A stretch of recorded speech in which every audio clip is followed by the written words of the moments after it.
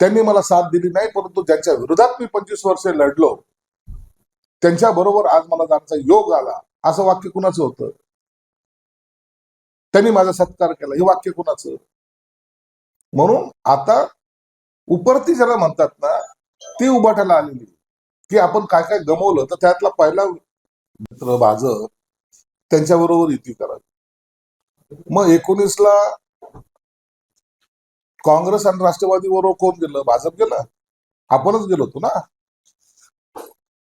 मित्र गमवण्याचा त्यांच्यावर आरोप करण्यापेक्षा आपण त्या मित्राला फारकत दिली होती. कशासाठी? आपल्या सत्तेसाठी, आपल्या खुर्चीसाठी.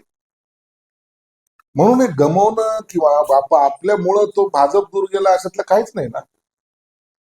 शेवटच्या क्षणापर्यंत एकनाथ शिंदे साहेब बोलत होते, आपण एकदा शेवटचे भाजपला बोलायचं का?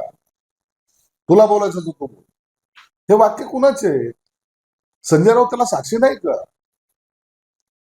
म्हणून जी झालेली चूक आहे आता ते दुरुस्त करण्यासाठी अशी डायलॉगबाजी करणं हे ठीक आहे, राजकारणासाठी ठीक आहे, परंतु वस्तुस्थिती हीच आहे ना.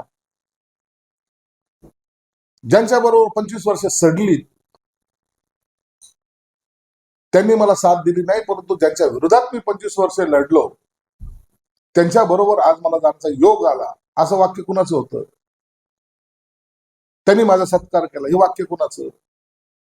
म्हणून आता उपरती ज्याला म्हणतात ना, ती उभाटाला आलेली की आपण काय काय गमवलं, तर त्यातला पहिला विषय त्यांनी आज छेडलेला आहे.